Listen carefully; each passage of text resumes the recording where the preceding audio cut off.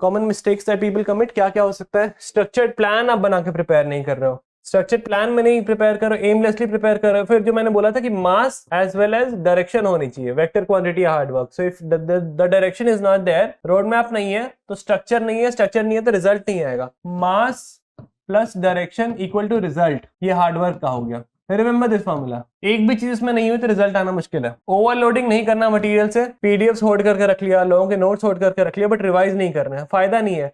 जो कंटेंट आप एग्जाम में लिख सकते हो उस कंटेंट को यूज करना है, अगर आप लिख नहीं सकते तो फिर उस कंटेंट को मत रखो। So the content that you can use in your exam, आपके नोट्स में बस वही होने चाहिए। अगर कोई चीज में हाँ मेरे पास नोट्स है, बस उसको मैं एग्जाम में यूज नहीं करने वाला हूं, तो उसको धीरे धीरे हटाते रहो अपने नोट से, बिकॉज फिर वो आपका ब्रेन स्पेस एक्स्ट्रा खाएगी। इंटीग्रेटेड प्रिपरेशन बहुत सारे लोग नहीं करते हैं कि आज मैं सिर्फ वही जो मैं बोल रहा हूँ कि सिर्फ GS1 पढ़ रहे हैं तो GS1 ही पढ़ते जा रहे हैं, GS2 पढ़ रहे हैं GS2 ही पढ़ते जा रहे हैं, बिना किसी डेडलाइन के पढ़ रहे हैं। एक तो हो गया टाइमलाइन, ठीक है, कि टाइमलाइंस के अंदर प्रिपेयर करना है कि मैं इंक्लूसिव ग्रोथ कितना पढ़ूंगा, डिजास्टर मैनेजमेंट कितना पढ़ूंगा, वो टाइमलाइन पे आपको करना है।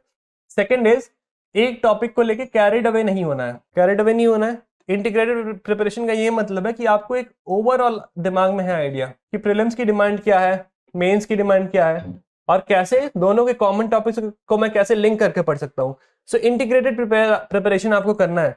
करंट अफेयर्स पढ़ रहे हो या ऑप्शनल पढ़ रहे हो तो उसको जीएस से कनेक्ट करो यार। ऑप्शनल में there is something called as paper 1 paper 2 linkage that boosts your marks like anything. In optional paper 2 I got 98 marks in my second mains.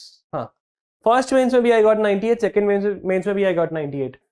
In the third mains 2-3-4 चीजें मैंने ज्यादा time था नहीं पढ़ने को पेपर 2 ऑप्शनल पेपर 2 में, but I change a couple of things. उसमें से एक चेंज था कि पेपर 1 की चीजों को पेपर 2 में लिंक करूंगा, 2 को 1 में लिंक करूंगा, और होलिस्टिक वे में मैं ऑप्शनल प्रिपेयर करूंगा। उस एक्सरसाइज और बेसिक एक दो एक्सरसाइज के चलते my marks improved from 98 in the first mains, 98 in the second mains to 157 in the third mains. 59 marks, dost. 59 marks can make or break your rank. It's important to link the topics. और जब आप पढ़ ही रहे हो तो disjointed क्यों पढ़ रहे हो यार? जब पढ़ रहे हो तो फिर लिंक करके पढ़ो ना। ये एक्टिव रिकॉल हुआ, एक्टिव स्टडी हुआ। अगर आपको पता है कोई टॉपिक GS2 में है और उसका एक छोटा सा सबसेट GS3 में भी है, GS1 में भी है, तो वैसे ही प्रिपेयर करो ना कि एक बार मैं पढ़ रहा हूं तो मैं GS1 का भी एस्पेक्ट देख रहा हूँ, GS2 का भी एस्पेक्ट देख रहा हूँ, एथिक्स में कहाँ यूज हो सकता है वो भी देख रहा हूँ, ऐसे में कहाँ लिखूंगा वो भी देख रहा हूँ। तो एक थोड़ा इंटीग्रेटेड वे में प्रिपेयर करना चाहिए। दिस डिमांड्स एफर्ट्स, ये एक्टिव स्टडी हो गया, ये आपको करने में मेहनत लगे, but this is very important for the preparation. Test करना इंपॉर्टेंट है, मॉक टेस्ट दिया करो, आंसर राइटिंग लिखा करो, तभी पता लगेगा कि मेरा प्रिपरेशन है कि नहीं aligned. Mentorship from unreliable sources, this is the third time I am mentioning this. Please ensure कि आपका एफर्ट सही डायरेक्शन में लग रहा है। ये बहुत कॉमन मिस्टेक है जो आप कर सकते हो।